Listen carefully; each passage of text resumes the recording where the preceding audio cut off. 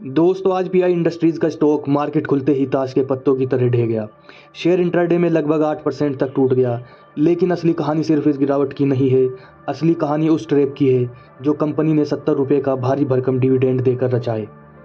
अगर आप सोच रहे हैं कि 70 रुपये का डिविडेंड मिल रहा है तो इस गिरते शेयर को खरीद लें, तो रुकिए, आज मैं आपको बताऊंगा कि क्यों यह डिविडेंड एक खतरे की घंटी है और क्यों इस कंपनी में ग्रोथ अब पूरी तरह ख़त्म होती दिख रही है।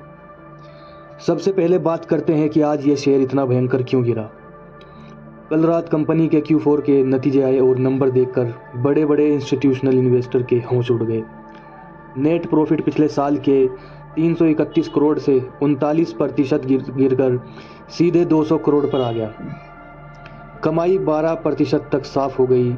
जो मार्जिन कभी 25% से ऊपर हुआ करते थे वो गिरकर 21% पर आ गए हैं।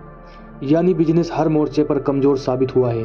ग्लोबल मार्केट में एग्रो केमिकल की डिमांड ठप है और कंपनी का माल बिक नहीं रहा। अब आते हैं सबसे बड़े पॉइंट पर। कंपनी ने घाटे के बीच 70 रुपये का फाइनल डिविडेंड अनाउंस किया है। आम रिटेल निवेशक क्या सोचेगा, वाह कंपनी कितनी अच्छी है, इतना बड़ा डिविडेंड दे रही है।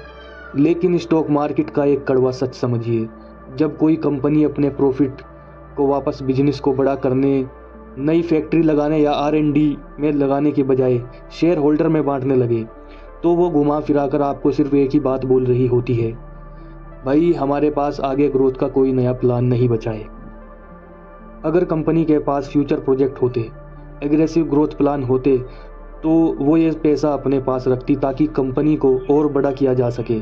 भारी डिविडेंड देना साफ इशारा है कि मैनेजमेंट को भी पता है कि आने वाले समय में बिजनेस में बड़ी ग्रोथ लाना अब मुश्किल है।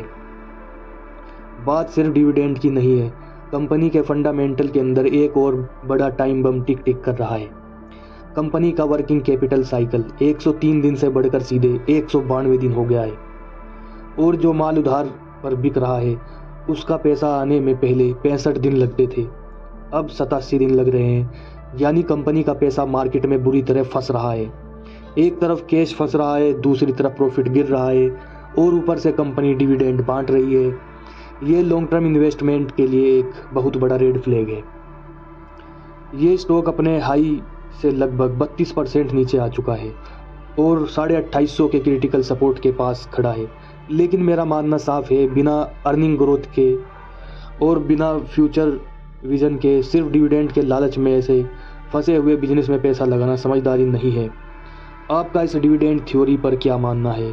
क्या आप भी मानते हैं कि ज़्यादा डिविडेंड देने वाली कंपनियां अपनी रुकी हुई ग्रोथ को छुपाती हैं?